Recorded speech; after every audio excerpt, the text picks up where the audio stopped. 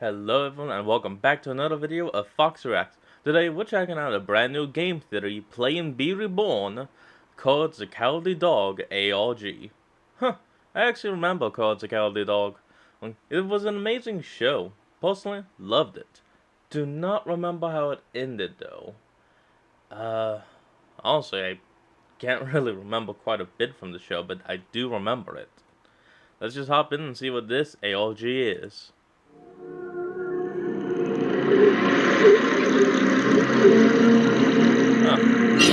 Hello Internet, welcome to Game Theory, where it's another day, another FNAF Hold on folks. There we go, just made the quality a bit better. episode. That's right. Even though we might have just squeezed Security Breach dry of theories, it doesn't mean that the FNAF train is slowing down anytime soon. Case in point, Felix the Shark, the surprise bonus book in the Fazbear Fright series. Yep, your eyes don't deceive you, that is an animatronic shark on the cover. Go figure, I make a joke about it and now somehow I've manifested it into being. The only thing that would make this more sharky would be if it suddenly introduced a shark animatronic. They haven't done that yet, right? Okay, well, there's still time. Anyway, although it's slated... Alright, so does MatPat also have Con EX's stand of Time After Time?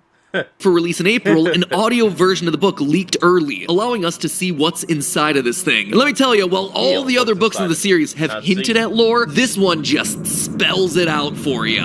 Stop! What are you doing? Talking about FNAF, like I always do. It's been almost 2 weeks. I feel like I'm going through withdrawals. Well, I am the Theory Lord, and I command you to stop. You know, with the name Wait! Oh, they're making a reference to the one episode where Eustace has to grow a plant, otherwise he, Muriel, and Courage are gonna just melt alive. He gives them the option to grow or go. I remember that. Like Theory Lord, it seems kind of off-brand to tell me to stop making an episode. Silence! Talk about something else. Seriously, there are so many things that you can cover. Like what? Elden Ring would be cool, but if your name isn't Vati Vidya, you're gonna get flamed.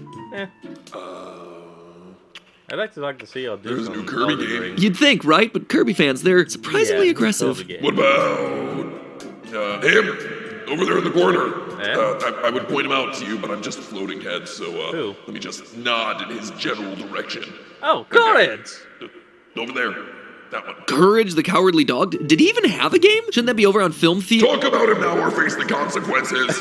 Theory Lord has spoken. Talk about it or face the consequences. Hello, Internet. Welcome to Game we go. Theory. Today we're talking about the absolute classic animated series, Courage the Cowardly Dog. This thing was pure nightmare fuel bottled up and IV directly into kids' eyeballs back in the late 90s. Now, I want you to open your mouth and say, That's how I saw it. If you aren't familiar with it, the show is about an elderly couple, Sweet Muriel and Grumpy Eustace, who live near the fictional town of Nowhere, Kansas with their easily frightened dog, Courage. Kansas? Every episode, the three would end up encountering all sorts of horrors ranging from spirits, aliens, monsters, even terrifying relatives. alone was I with tender courage, and all his fur is very courage, which I say did encourage me to be quite naughty. Courage. Nope. Honestly, if you've never had a chance to check this one out, I highly recommend it. There's a reason it holds the record for the highest rated premiere on Cartoon Network. And even though it ended years ago, it's still kicking around. It got a Scooby-Doo crossover movie last year, which at first I'm like, what? Why? But when you think about it, it actually makes sense. I will say it's been neutered a lot, not nearly as terrifying as the original Courage series, but you know, it's passable for a character that I haven't seen in a while. Anyway, why am I talking about it here on Game Theory? Well, last year, a game designer named Nathan Gabriel went online to claim that he had found an old hard drive at a yard sale containing the only known copy of a Courage game for the PS1, a game that went unfinished and unreleased. Ladies and gentlemen, we got ourselves the classic creepypasta story. Boy goes to yard sale, boy finds haunted game, scares ensue. Rather than release 24 Let's Plays here on YouTube, Nathan and his partner Chico Games decided to pull together the assets they found and put it all on itch.io for everyone to experience. But before even hopping into the game, I did some research. Even though Courage seemed like the perfect cartoon to turn into a video game back when every successful show had its tie-in, Courage only ever got a few browser games. No official standalone title was ever planned. So with my theorist senses tingling, I decided to give it a go on GT Live. I don't buy that for a second. Yeah. So I was gonna say, if it's on itch.io, I don't know. Okay, we'll see. We'll see. I have a feeling that this is something more than what it seems. And boy, was I right on the money. Constant crashes, haunting imagery, and a soundtrack that screamed, "Put me through a spectrogram." So you know what time it is, theorists. Time to break out Photoshop and our base 64 decoders. We've got ourselves a scary ARG to solve. This game isn't telling us the truth. There's a hidden story inside the code, and we're about to find it. The only thing I wonder is whether we can survive to tell the tale. Let's do this. Firing up the game, we take control of Courage wandering around the bag house, and that's basically it. Not a lot to interact with other than a few question marks that basically do nothing. However, after exploring the second floor, when you go back downstairs, the living room is bathed in red. Uh-oh. Things are getting creepy up in Courage's house. Going back upstairs, you get your first jump scare. Whoa, hey. This terrifying face, which it's worth noting isn't actually just a jump scare. It's from the show. This is the spirit of the Harvest Moon from the episode The House of Discontent. Because you don't respect your land, you must leave it. I ain't going nowhere. Oh, you then you will suffer old man. the consequences. Told you this show was pure nightmare fuel. The game is only mildly more upsetting than what they decided to give to kids on TV. The giant floating head tells us to find them, while 3 paws circle the screen. Now I know it's a Courage game, but this moment's really given me some solid Blue's Clues flashbacks. So, finally armed with a mission, we go explore the house again, only to suddenly be teleported onto a carpet made of rotting flesh. You know, the usual for the games that we cover here. If it doesn't have a decaying carcass texture, ain't nobody got time for that. At the center of the area are 16 red chairs with an odd-looking pentagram symbol in the middle. If you look close enough, you can see that the line is actually meant to map out a path. Following it and clicking on each chair as you go triggers a sound that, you know, would be great if you knew what it did. After mashing my body against every wall that I could find, because what else do you do when you're stuck in an indie horror game, I found a spot that I could phase through. I realized after the fact that there were also birds chirping to hint that it was there, but of course, I had to do it the hard way. And on the other side of that wall was nothing but another question mark that didn't do anything. At a loss, I did the only thing that I could think of. Okay, got another question mark. What if I jump off? Into the abyss. And we've crashed the game. Fantastic. Turns out it wasn't a bad decision. When you relaunch the game, all the furniture in the living room is gone, and we get treated to a music track that absolutely slaps. Oh, this doesn't bode well. Morse code? Oh, this is definitely Morse code. Obviously, the music bed is a code. Morse code, to be precise, which at the time of filming I couldn't look into, but afterwards I was able to translate to learn the way of the old wind. Old wind isn't a reference to the show as far as I can tell, but it does seem to be important, considering that it's a phrase that gets repeated throughout this ARG. Look back. We're back. Page for the game. Perfect grammar in all the game's descriptions except for 2 randomly capitalized words in the middle of the sentences. Old and wind. Mom, it's wind. Well, I've only read it in books. However, to understand what it means, we have to keep digging. By heading upstairs... I just realized, found the guy that made that same joke with, moving on. And then back down, you'll find that the bag's grandfather clock has moved to the center of the room. If you let it chime 12 times, the game crashes. Again. And this time you have to restart from the beginning, which is definitely what happened to me the first time. But if before the 12th chime you head to the kitchen, you get a data missing screen. Now, this is important, because when you first boot up the game, we're told that there are, quote, at least 3 levels connected to completely broken sections. We couldn't find how to access them, but we were able to put data missing screens on them. So we just found the first of these screens, but so what? It's blank. It doesn't tell us anything. Or does it? 3 paws, 3 data missing screens. At this point, you know that when an ARG presents us with a black screen, it's Photoshop time. By messing around with the brightness and contrast levels, we find a hidden message within the black void that says, quote, "Father wasn't home," which admittedly doesn't tell us a whole lot, but there are still at least 2 more clues to find, so hopefully this will paint a clearer picture for us. After getting that screen, we delete the save file and go back to the start. So we do it all again. Click the question marks, talk to the creepy moon face guy, go outside, follow the pentagram path, slam my body against all the walls, find the hidden ledge, and click on the question mark out there. there. But this time, we don't leap to an untimely and premature end. This time, we go back into the main section of the game, and we're rewarded for that big brain move with this. Wait, was this here last time?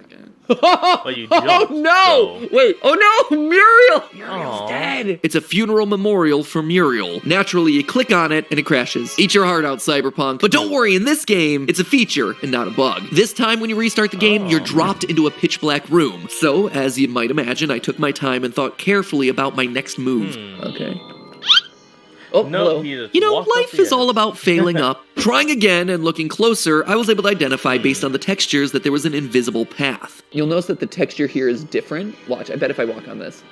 Yeah, there's an invisible path to get to that chair. But with it being invisible, there was really no way to move forward. Or was there? You see, if you actually pay close attention to the music in this section, you'll hear some deep, creepy tones with a high-pitched ping. It was enough to set off my theory senses yet again. The grandfather clock scene, as well as that sound, are very reminiscent of like the sounds that you would hear if you put something visually into a spectrograph, or if we were to do it, the audio file in some way would give us something back. And I was right, tossing this audio into a spectrogram gives you something that looks a lot like a map. Gotta give it to the puzzle makers, it's an awesome clue if it actually worked. I tried really hard to do this level legitimately, but I just couldn't. Without any sort of landmark to tell how far you've gone, it's really difficult to estimate exactly where you need to turn and stop. Luckily, there's actually a far easier solution to this, and that's messing with your computer's rendering settings. Twitch streamer The Beard Dude had the idea to use a program called Reshade, which made the path visible and possible to navigate. It's also worth pointing out that while I was installing Reshade, I noticed a text document among the game's files that read, "She followed the rules, he broke the rules, the OW was all the way to the right," with the words being censored there. Thanks to the Morse code from earlier, though, I think we have a pretty good idea of what that's trying to say. The OW is obviously the old wind, but what is it saying about being all the way to the right? Well, going back to our invisible maze, we actually get a choice in our path, going left or right. So, to learn the ways of the old wind, I started by heading right. At the end of the path, you're teleported to a dark corridor with a house. Behind the house, you find a second memorial picture, this time featuring a man named Robert W., half burnt and without any of the decorations that we saw around Muriel's. Clicking on it will, surprise, surprise, crash the game. This time when we reload, we're back in the Bag's house, only now it's dark and eerily quiet. However, things take a turn when you go upstairs. Suddenly the game locks you into place and we're forced to confront Robert W., his realistic face stapled onto a wisp-like body that slowly floats towards us with a digital whale.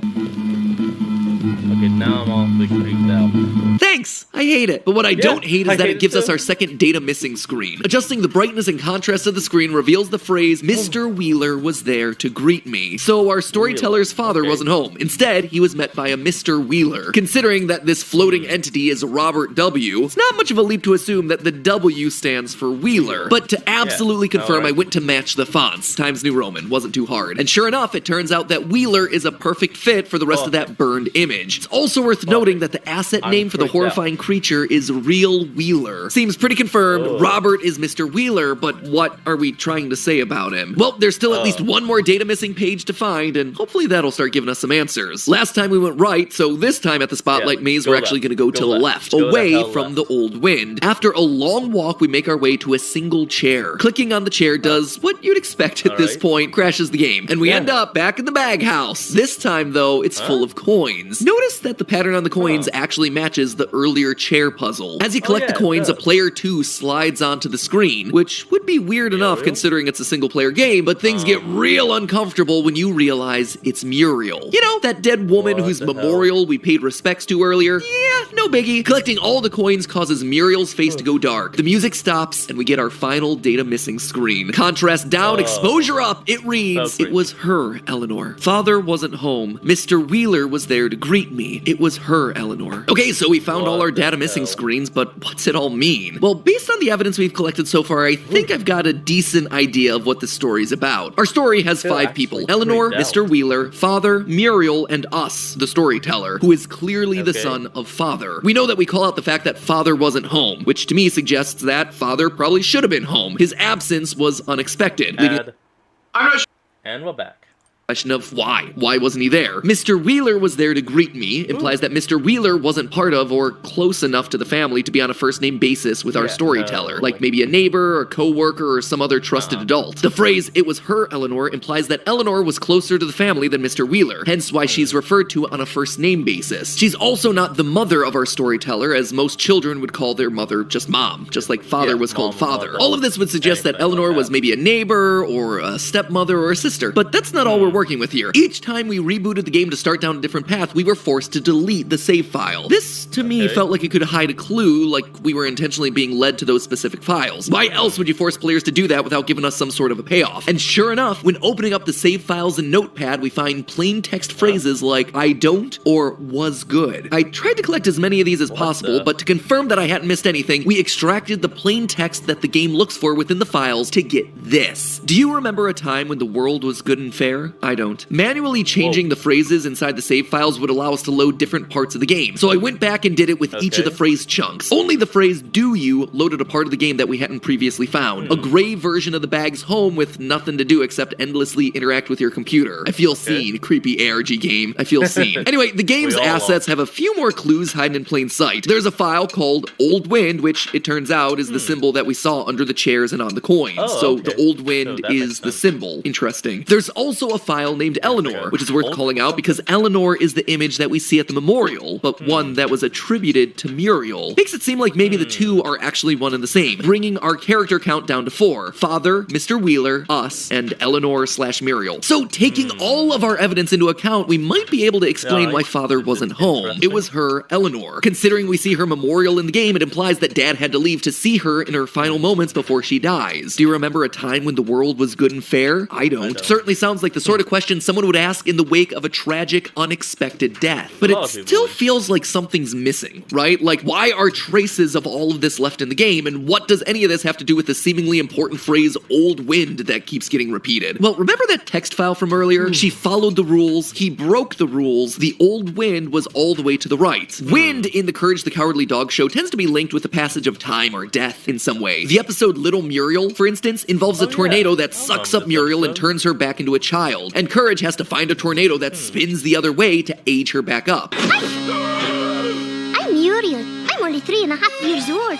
Who are you? Another episode titled Windmill Vandals has a windmill that stops things rising from the dead. The old wind, I suspect, operates similar to these. It's a wind that makes you grow either younger or older. Eleanor followed the rules. Well, by dying, she followed the rules of nature. But upon seeing this, Robert Wheeler begins to realize his own mortality and looks for ways to become immortal, breaking the rules of nature and refusing to die by being involved in some sort of ritual or cult. I mean, look at that symbol and tell me there isn't something cultish about that. The lack of memorial when we find Robert's burned picture seems to suggest that he isn't dead. This is actually backed up by the game's itch.io page. On the day the page was created, there was also a user profile created, R. Wheeler 1998. And for now, that's as much as I can piece together about the Courage game. A PS1 era game riffing on mascot-themed platformers back in the day that hides a family tragedy under the surface, maybe having to do with a death or cult rituals attempting to be immortal. And you see, this is why Courage was such a clever choice for the game. The occult, demons, Courage has faced them all. Much like the windmills in the show, which stop the dead from rising, the old wind will ultimately be our key to stopping the immortal monster that tries to cheat death. And there does seem like there will be more added to this story, as Nathan, the guy who quote-unquote found the game, tweeted that he's been able to locate another mysterious hard drive with more Courage content on it. In the meantime, is this a perfect solution? No, obviously not. There are plenty of holes here in the story, but as a wise show once said, There's no such thing as perfect. Oh, I know this episode. You're beautiful as you are, Courage.